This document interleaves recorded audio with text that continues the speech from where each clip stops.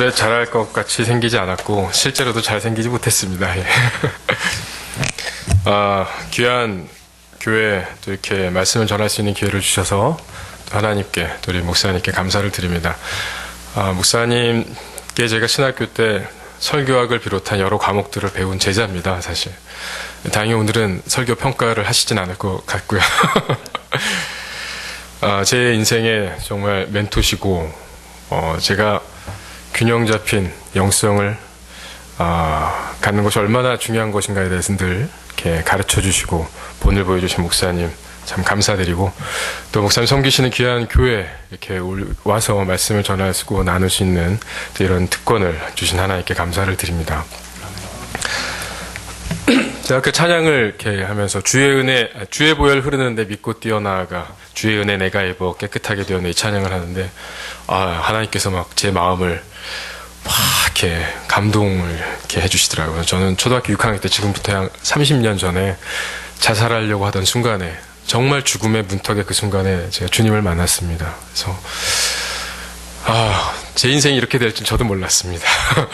하나님의 은혜, 하나님께서 한 사람의 인생을, 그 영혼을 어떻게 바꾸고 가시는지, 참 보잘것없는 사람을 하나님께서 구원하시고 어떻게 사용하시는지, 그 은혜를 보면서 참 하나님께 그저 감사할 따름입니다. 그래서 사랑 빚는 데이에 저 같은 주님 필요한 사람들 많이 있을 겁니다. 그래서 여러분 꼭 기도하시면서 또 이곳에 주님 때문에 인생이 변화되는 그런 복받는 또 귀한 분들이 또 더해지기를 저도 같이 기도하고 또 이렇게 축복하겠습니다. 네. 약 한 달 전쯤에 제가 이제 한국에 들어오기 전에 제가 원래 좀 까만 편입니다. 예. 이렇게 까매진 건 아니고 원래 좀 까만데 더 까매져서 이제 하나님께서 보내셨으니까 태우는 게 현지인들과 똑같아지는 게 하나님의 뜻이라고 여겨서 열심히 1년 동안 하여튼 돌아다니면서 밖에 있었더니 적도가 가까운 지역이라서 확실히 햇볕이 뜨겁더라고요. 그래서 이렇게 많이 타긴 했습니다. 저희 아이들이 수영을 되게 좋아합니다. 아빠를 닮아서. 제가 수영을 되게 좋아하는데, 그래서 여기 들어오기 한 달 전쯤에 저희 자녀들이 한국 가기 전에 꼭 수영 좀 하고 가자고 그래가지고 수영장에를 데리고 갔습니다. 제 아내는 남편을 믿기 때문인지 어쩐지 모르겠지만 세 자녀를 저한테 혼자 남겨두고 다른 그 선교사 사모님들과 이제 또 이렇게 모임이 있어가지고 갔습니다. 그래서 저 혼자 저희 자녀가 만 3살, 4살, 5살입니다. 네. 네. 선교사로 가려면 셋을 낳아야 된다라는 하나님의 그 뜻에 그냥 불이 나게 순종하느라고 하여튼 급하게 하여튼 어떻게든 셋을 만들었습니다. 그래서 선교사로 혹시 가시려고 하는 분들이 있다면, 만약에 자녀가 2분이시라면 셋을 낳고 꼭 가십시오. 그래서 1년 동안 저희 아이들 3명이서 자기들끼리 신나게 놀더라고요. 다른 선교사님들 가정들 보면 자녀들 때문에 되게 힘들어하는 걸 봤는데, 저희는 먹여주기만 하면 됐어요. 그냥 제때 먹여주기만 하면 자기들끼리 하루 내내 24시간 노는 것을 봤습니다. 그래서 다 이렇게 어른들이 하신 말씀, 선배 목사님들, 선교사님들이 하신 말씀이 다 이유가 있었구나라는 생각이 들었습니다. 여하튼 아이들과 같이 수영장에 갔습니다. 그래서 이제 막내는 좀 날씨가 춥고 그래가지고 비가 오고 그래가지고 먼저 빨리 씻겨서 좀 쉬게 했고, 첫째, 둘째는 계속 수영을 하겠다고 그래서 이제 그대로 가만히 놔뒀습니다. 그러다가 이제 해질녘이 돼가지고 이제 저 혼자 셋을 보니까 좀 쉽진 않았어요. 그래서 이제 첫째와 둘째를 빨리 씻겨서 이제 옷을 입혀가지고 이제 집에 갈 채비를 해야 되겠다고 이렇게 하고 있는 찰나에, 이제 저 첫째랑 둘째랑 다행히 이제 수영장에서 나와서, 물에서 나와서 이제 막 목욕탕으로, 그 샤워실로 데리고 들어가려고 하는데, 제 큰아이가 아빠, 저 주스랑 간식이랑 저런 거 그대로 놔두면 승우가, 제 막내 이름입니다, 막내가 저거 다 먹을 텐데 저거 괜찮을까요? 라고 물어보더라고요. 그래서 제가 순간 그래. 네, 저희 막내가 굉장히 탐심이 강하거든요. 그래서 그래. 잠깐만 기다려봐, 잠깐만. 그래서 저희 막내한테 신신당부를 했습니다. 눈을 똑바로 쳐다보면서, 너는 이미 네 간식, 주스, 과자 다 먹었으니까 절대로 형 누나 거 건드리면 안 된다고. 그랬더니 저희 막내가 쭉 쳐다보면서 대답을 했습니다. 그렇게 하겠다고. 몇 번을 다짐을 받고, 그래서 이제 불이 나게 첫째, 둘째를 데리고 샤워를 막 이제 불이 나게 마치고서 돌아왔습니다. 어떤 광경이 펼쳐져 있는지 여러분 짐작에 가시죠. 테이블 위는 깨끗하게 치워져 있었습니다.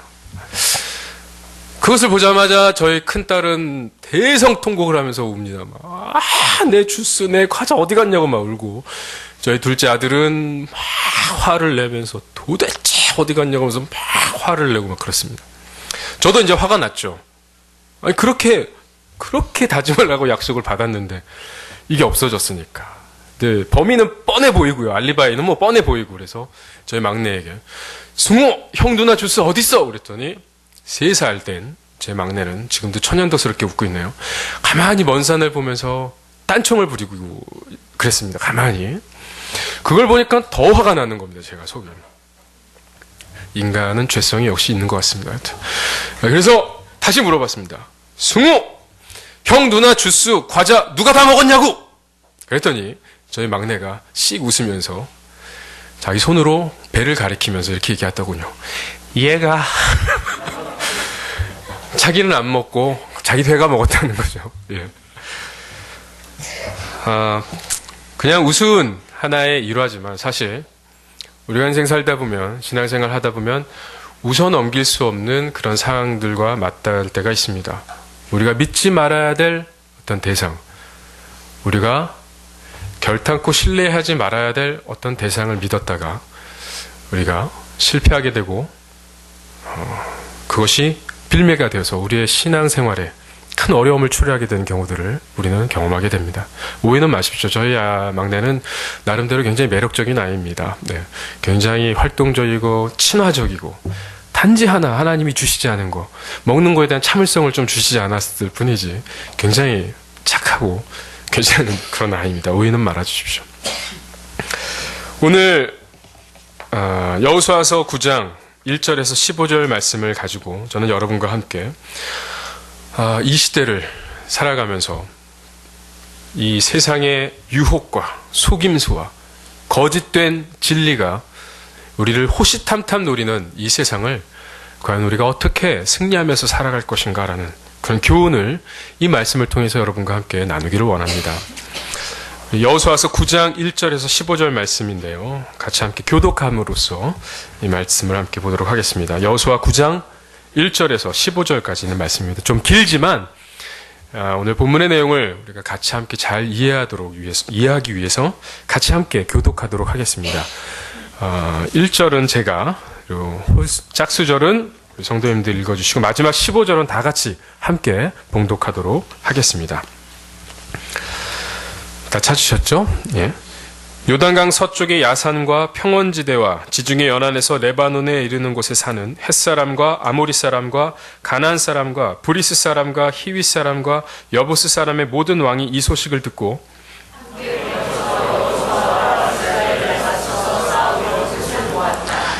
히윗 사람인 기브온 주민들은 여호수아라는 사람이 여리고성과 아이성에서 한 일을 듣고서 여호수아를 속이기로 결정하였다.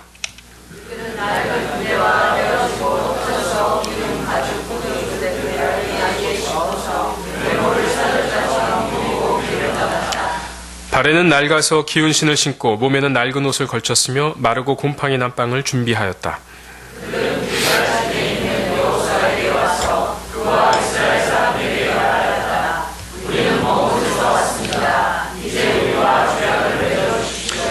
이스라엘 사람들이 이 히윗 사람들에게 말하였다. 당신들은 우리 근처에 사는 듯한데 어떻게 우리가 당신들과 조약을 맺을 수 있겠소?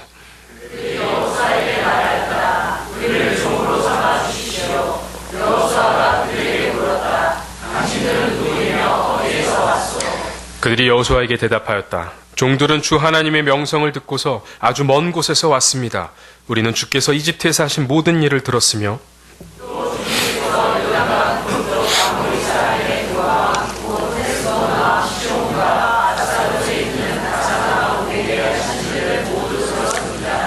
그래서 우리 땅에 살고 있는 장로들과 모든 주민이 우리를 이리로 보냈습니다.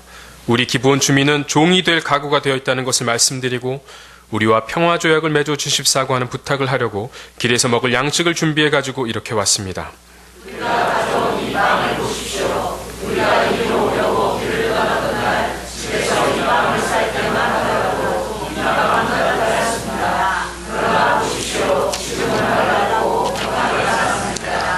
우리가 포도주를 담은 이 가죽 부대도 본래는 새 것이었습니다. 그런데 보십시오.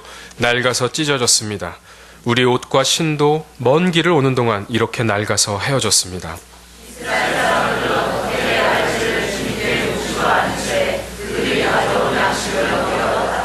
함께 봉독하겠습니다. 여호수아는 그들과 화친하여 그들을 살려준다는 조약을 맺고 회중의 지도자들은 그 조약을 지키기로 엄숙히 맹세하였다. 아멘. 잠시 기도드리겠습니다. 하나님, 오늘 이 말씀을 통해서 우리의 삶 가운데 하나님께서 말씀해 주시고 우리의 삶이 이 말씀을 통해서 분명히 전과 달라질 수 있도록 도와주시옵소서. 하나님의 말씀에 능력이 있음을 우리가 믿습니다. 이 말씀을 통해서 우리에게 말씀하여 주시옵소서. 예수님의 이름으로 기도했습니다. 아멘. 이 세상은 우리들을, 그리스도인들을 어떻게 속이려고 하고 어떻게 우리들을 넘어뜨리려고 할까요? 첫째, 세상은 진리 비슷한 것을 가지고 우리 그리스도인들을 속이려 하고 우리를 넘어뜨리려고 합니다.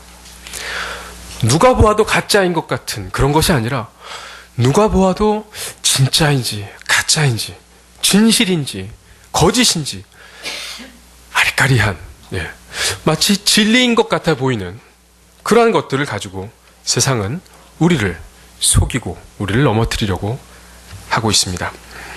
오늘 본문 말씀에 보면 이스라엘 민족과 화친을 청하기 위해서 기브온에 살던 거민들, 즉 히위 족속들이 아주 멀리에서 온, 아주 멀리에 살던 사람들인 것처럼 자신들을 속였던 위장 전술 방법들을 우리는 볼 수가 있습니다.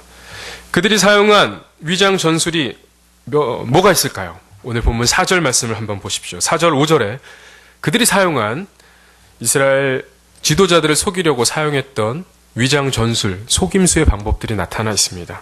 첫째로 그들은 낡은 부대, 그렇죠? 어떤 물건들을 나기 위해 이렇게 실는 주머니 같은, 가방 같은 것이라고 할 수 있겠죠. 그런 낡은 부대와 그리고 터져서 기운 가죽 포도주 부대를, 아주 낡아 보이는 그런 포도주 부대를 싣고 왔고 나기 위해 또한 신발이나 옷도 낡은 것을 신고 낡은 것을 걸치고 왔다라고 했습니다.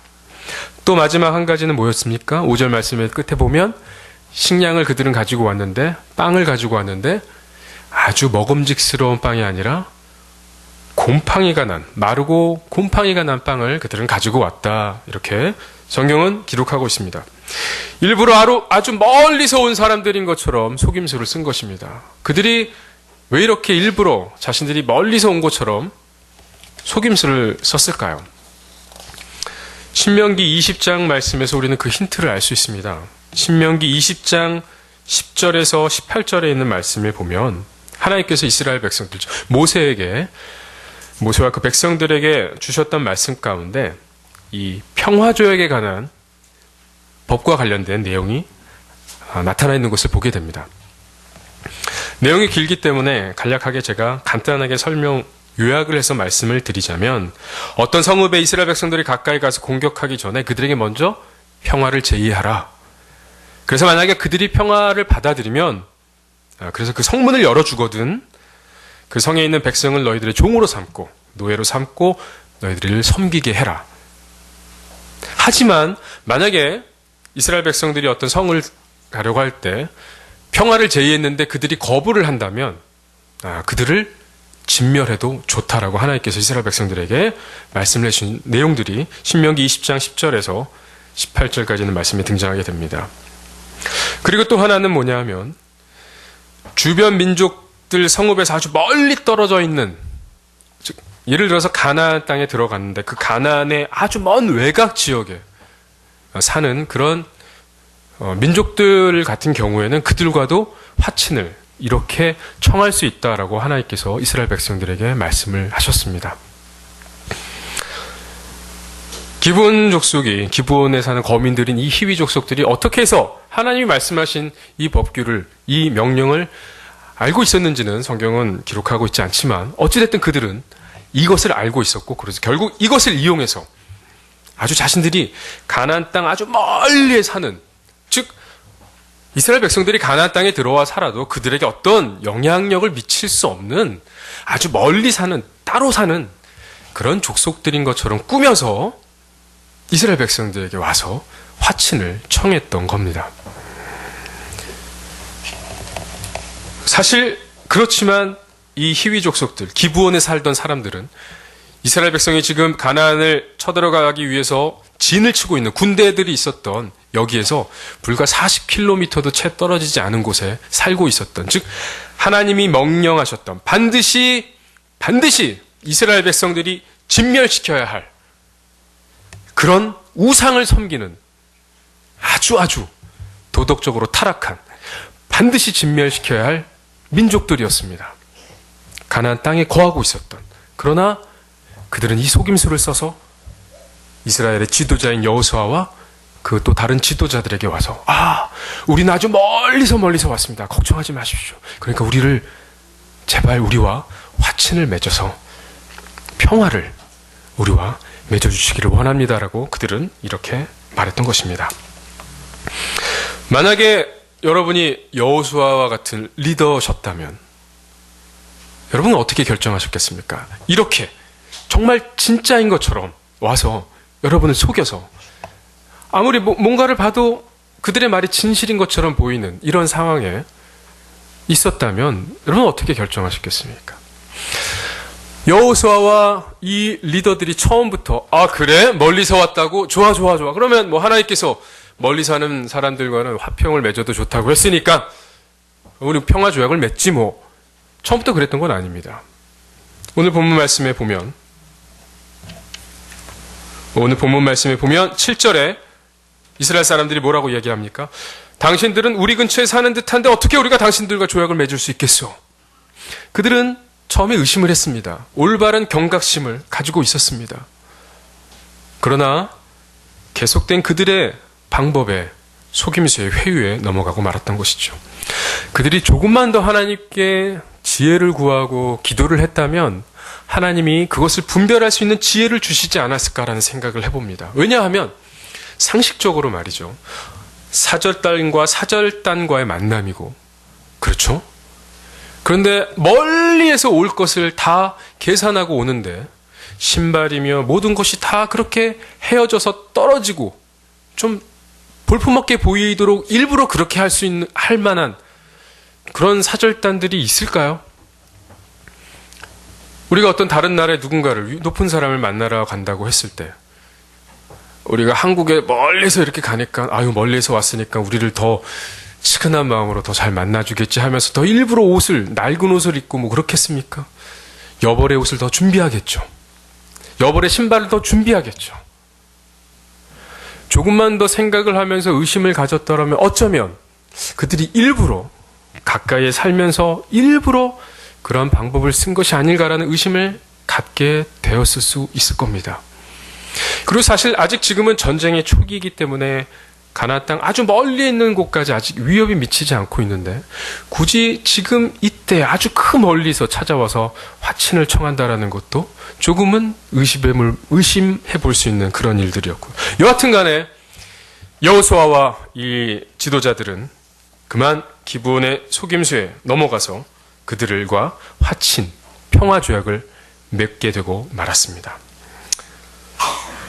단지 그냥 평화 조약을 맺었던 그것이 중요한 게 아니라 하나님께서 왜 가나안 족속들과 함께 거하지 말라고 하는지 여러분 아시죠? 그들이 섬기고 있었던 이방신, 우상을 섬기던 그 문화, 하나님과는 정반대되는 그 도덕적으로, 성적으로 타락한 그 문화를 결단코 이스라엘 백성들이 본받지 않기를 원하셨기 때문에 하나님께서는 그들과 함께 거하기를 결단코 하나님 원하지 않으셨습니다. 그렇기 때문에 가나안 땅에 들어가서 그 족속들을 반드시 진멸시키라고 하나님은 명령하셨던 거죠. 이 히위 족속은 하나님이 진멸시키라고 명령하셨던, 반드시 없애야 되는 그런 민족 중에 하나였습니다. 세상은 거짓이 아닌 정말 진리로 위장한 것으로 우리 그리스도인들을 호시탐탐 노리고 있습니다. 작년에 2013년에 제266대 교황으로 선출된 프란치스코 교황을 여러분이 아실지 제가 잘 모르겠습니다. 아시나요? 예, 잘 아시죠? 네. 인도네시아에 있으면서 이 교황에 관한 그런 기사들을 쭉 읽은 적이 있습니다. 그 아티클을 보면서 야, 정말 사람들의 마음을 확 뺏을 수 있겠구나라는 생각이 들었어요. 그가 대담해서 어떤 한 무신론자였던 편집장과 대담을 해서 실었던 그 기사를 쭉 보면서 여러 가지가 있었지만 그의 주장 가운데 몇 가지가 저의 시선을 끌었습니다. 저는 무신론자도 자기의 양심에 따라 구원받을 수 있다라는 그런 내용들. 또 모든 종교에는 나름대로의 구원의 방법이 다 있다. 꼭 예수 그리스도만이 아니라 기독교만이 아니라 나름대로 나름대로의 종교마다 다 구원의 방법이 있다. 그러므로 모든 종교는 서로 하나를 이루어야 한다. 하나가 되어야 된다. 그렇게 주장하는 것을 봤습니다. 또 재미있는 것은 그는 지옥이 없다라고 말했습니다. 저도 지옥을 가보진 않았습니다. 가보고 싶지도 않습니다. 가지 않을 거라고 믿습니다. 그렇지만 지옥이 있다는 것은 믿습니다. 왜입니까? 제가 경험을 못해서기 때문이 아니라 성경에 분명히 하나님이 말씀하고 계시기 때문에 그렇습니다. 그가 지옥이 없다라고 말한 이유는 이런 것이었습니다. 하나님의 속성은 사랑이신데 어떻게 하나님이 자신이 살아가는 그런 백성들이 그 지옥에서 그 형벌을 받도록 놔두시겠냐. 그것은 하나님의 속성과 충돌되지 않겠는가. 그냥 그것은 비유일 뿐이지 실제로 존재하는 것은 아니다라고 그는 그렇게 대답을 했고 또 그러한 내용의 기사가 실린 것을 제가 봤습니다.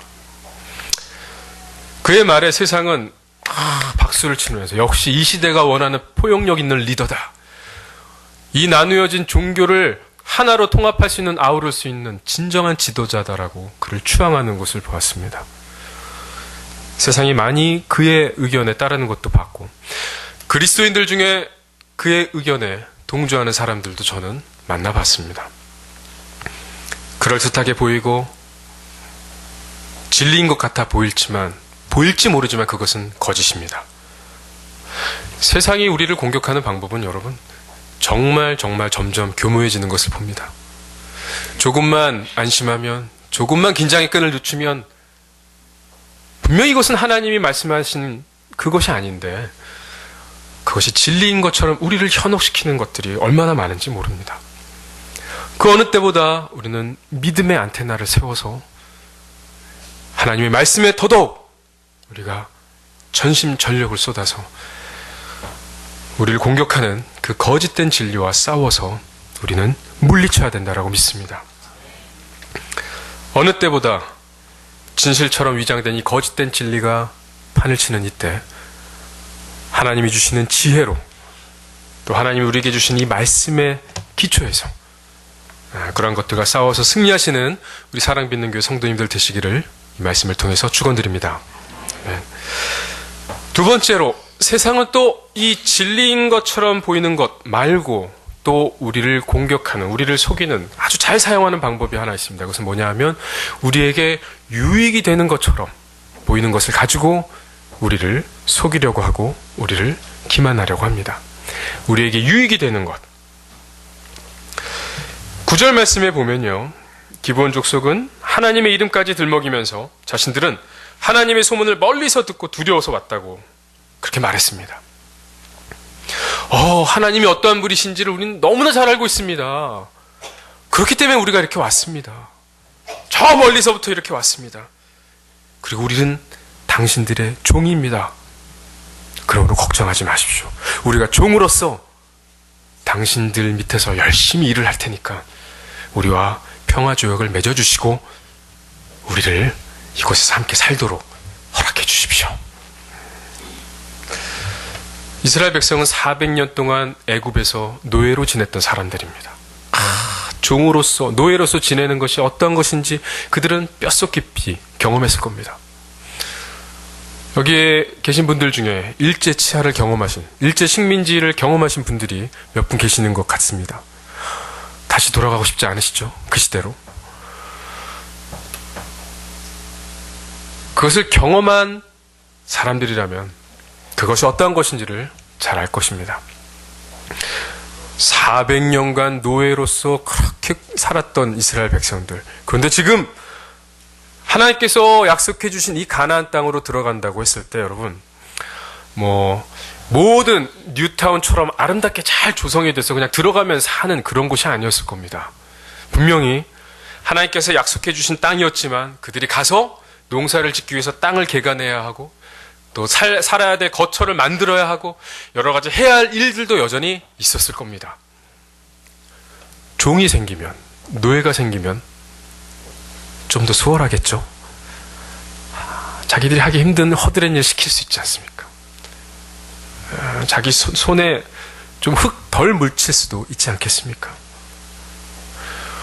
어쩌면 그런 일꾼들을 돈 주고 사도 모자란데, 일꾼이 모자란데 자기 발로 여러분의 종이 돼서 여러분의 허드렛 일 내가 다 도와주겠습니다 하고 찾아온 이런 사람들 마다할 이유가 없을 수 있었겠죠. 결국 여호수아와 그 리더들은, 이스라엘 백성들은 기브온 거민들의 그 제안을 받아들여서 그들을 종으로 삼고 그들과 싸우지 않고 그들과 평화조약을 맺고 함께 거하는 것을 선택합니다. 그러나 그것이 치명적인 실수였습니다. 우리는 이 성경의 역사를 통해서 그들이 진멸하지 않고 하나님의 명령을 따르지 않고 살려두었던 그 이방 족속들이 얼마나 이스라엘 백성들을 계속해서 영적으로 힘들게 했는지, 그들의 역사 가운데 그들을 얼마나 힘들게 했는지를 성경을 통해서 우리는 발견할 수 있습니다. 중요한 것은 우리에게 이익이 되느냐 되지 않느냐가 중요한 게 아니라 그것이 하나님이 하신 말씀이냐 그렇지 않느냐가 중요하다라는 것입니다. 제가 인도네시아에서 1년 동안 언어를 배우면서 처음 하나님께서 귀한 분을 만나게 해주셔서, 인도네시아가 인구가 약 2억 6천만 명입니다. 세계 4위의 인구 대국이죠. 그런데 단일 국가로서는 가장 최고의 무슬림 인구를 자랑합니다. 인구의 90%가 무슬림이기 때문에 2억 3천 명 정도요. 2억 명이 넘는 인구가 무슬림, 이슬람을 믿는 그런 사람들입니다. 단일 국가로서는 가장 많은 무슬림 인구를 자랑하는 나라죠. 그런 나라에서 그리스도인으로서 살아간다. 쉽지는 않습니다. 근데 저의 언어를 가르쳐 주셨던 선생님은 30년 가까이 미국의 그 인도네시아에 있는 침례교회에서 신실하게 섬기시면서 그 신앙을 지켜오셨던 분이었습니다. 언어를 가르쳐 주시는 게 아니라 날마다 부흥회를 인도하시는 것 같았어요. 인도네시아의 땅에서 내가 어떻게 믿음을 갖게 됐고 어떻게 신앙생활을 해왔는지를 재미있는 것은 인도네시아는 이 신분증에, 우리나라는 그냥 간단한데 인도네시아는 이 신분증에 종교란을, 자기가 믿는 종교를 반드시 기재하게 되어 있습니다. 그리고 믿는 종교에 따라서 호적 등본도 서로 다릅니다. 기독교인이 쓰는 호적 등본, 이슬람 믿는 사람들이 사용하는 호적 등본이 서로 다릅니다. 여러분, 자기가 믿는 종교를 반드시 명시하게 된다는 것은 무엇을 의미할까요? 자기도 모르게, 무슬림이 아닌 경우에는 자기도 모르게 받을 수 있는 불이익이 있고 그것을 감수해야 된다는 것을 사실은 뜻하는 것입니다. 처음에 이분이 예수님을 믿게 되었을 때 자기가 생각했다고 합니다. 분명하게 하나님 예수 그리스도의 피로 구원을 받았기 때문에 자기는 신분증에 있는 이것도 당연히 바꿔야 된다라고. 그러나 주변에서 굳이 그렇게까지 할 필요 있냐, 그렇게 하게 되면 너가 직장을 얻는 거거나 여러 가지로 불이익을 받을 수 있는데 뭐하러 그렇게까지 하냐, 계속 이런 이야기들을 많이 했다고 합니다. 하지만 그분 마음 가운데 분명히 내가 사람이 두려워서가 아니라 내가 이제는 하나님의 사람인데, 하나님의 백성인데, 하나님의 것인데 이것은 분명히 내가 해야 된다라고 나는 생각한다라고 해서 그분은 그렇게 해서 신분증을 바꾸고 조금 불이익이 있긴 있었지만 그러나 그 모든 것들을 감수하면서 그렇게 지금까지, 근데 온 가족이 그분 때문에 믿게 됐어요. 인도네시아는 굉장히 가족 중심적이고 혈연 중심적인 사회입니다. 그래서 어떤 한 가족에서 누군가 그리스도인이 됐다면 그 사람은 추방을 당합니다. 가족에서. 정말입니다. 굉장히 핍박이 심하고 아니면 가족 전체가 믿게 되는 특별한 역사가 있으면 다행입니다. 근데 이분 가정에는 그런 하나님의 특별한 역사가 있어서 온 가족이 주님을 믿게 되고, 제가 그 가족분들과 자주 만났습니다. 명절 때마다 식사 초대를 해서 가면 온 가족이 그렇게 예배를 드리면서 함께 만나서 모이는 그런 모습이 얼마나 감동이 됐는지 모릅니다. 만약에 그분이 자기에게 어떤 유익이 될 것 같은 것 때문에 잘못된 선택을 했다면 어떻게 됐을까요? 하나님은 우리에게 수많은 신앙생활 가운데 수많은 선택의 순간순간들을 허락하십니다. 때로는 우리의 믿음 때문에, 우리가 가진 이 믿음 때문에 손해를 볼 것 같은, 굳이 내가 이렇게까지 할 필요가 있겠는가라는 고민을 하게끔 만드는 그런 선택의 순간도 때로는 하나님이 우리에게 허락하십니다. 그러나 기억하십시오. 그 순간이 오히려 우리의 믿음이 더 정금처럼 빛날 수 있게 되는, 재련될 수 있는 기회라는 것을 기억하시기 바랍니다. 이스라엘의 여호수아와 이 지도자들이 왜 이런 실수를 하게 되었을까요? 오늘 14절 말씀에 보면 성경은 이렇게 기록하고 있습니다. 이스라엘 사람들은 어떻게 해야 할지를 주께 묻지도 않은 채 그들이 가져온 양식을 넘겨받았다. 이스라엘 사람들은 어떻게 해야 할지를 주께 묻지도 않은 채 그들이 가져온 양식을 넘겨받았다. 예수 그리스도의 피로 구원받으신 분명한 사실이 있으십니까? 그렇다면 우리가 지금부터 우리가 구원받은 이후의 삶을 살 때 중요한 것은 나의 생각과 나의 경험과 우리 자신의 어떤 지혜로 문제들을 해결하고 어떤 상황들을 선택하는 것이 아니라 하나님의 말씀에 근거해서 하나님이 하시는 그 말씀에 따라, 하나님의 그 음성에 따라 우리가 우리 삶의 순간순간들을 선택하면서 살아야 되는 그런 사람들임을 믿습니다. 하나님의 인도하심을 받아서 지금까지 살아온 이스라엘 백성들이 잠시 잠깐 긴장의 끈을 놓친 그 사이에 그들은 주님께 묻지도 않은 채, 어떻게 해야 할지를 하나님께 아뢰지도 않은 채 결국 그만 큰 실수를 저지르고 말았습니다. 세상이 어쩌면 그토록 우리를 집요하게 공격하는지 모르겠습니다. 어쩌면 그토록 그리스도인들을 그렇게 넘어뜨리려고 하는지 모르겠습니다. 그것은 세상이 맡은 사명입니다.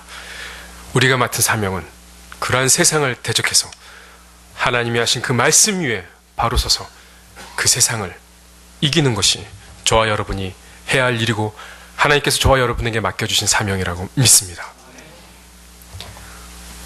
세상의 속임수, 세상의 유혹에 여러분 믿음의 안테나를 세우시고 하나님께서 무엇이라고 우리에게 말씀하시는가 더 우리의 마음을 쏟아서 그 음성을 들으면서 하나님이 원하시는 선택, 하나님이 기뻐하시는 그런 믿음의 삶을, 경주를 끝까지 승리 가운데 완수하시는 사랑 믿는 교회 성도님들 되시기를 이 말씀을 통해서 축원드립니다. 우리에게 필요한 것은 우리의 지혜가 아니라 하나님으로부터 오는 지혜요 하나님께서 주시는 말씀입니다.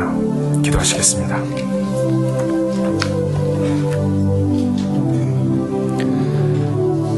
아버지 하나님 도와주시옵소서.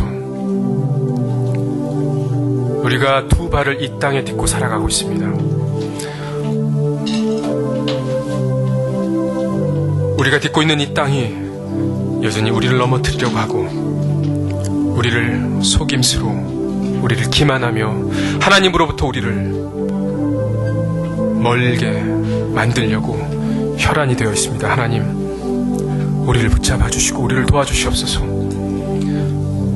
우리 가정생활과 우리 학교생활과 직장생활과 사업을 하건 무엇을 하든지 간에 우리가 세상의 그 유혹과 속임수에 넘어가지 않도록 우리를 붙잡아 주시고 우리가 그러할 때일수록 더더욱 하나님의 말씀에 바로 세워진 그런 믿음의 결정들을 할 수 있도록 하나님 도와주시옵소서. 믿음의 군사들로 하나님을 더욱더 기쁘게 해드리는 우리가 될 수 있도록 하나님 인도해 주시옵소서. 우리를 사용해 주시고 우리를 영광 가운데 받아주시옵소서. 감사하신 예수님의 이름으로 기도했습니다.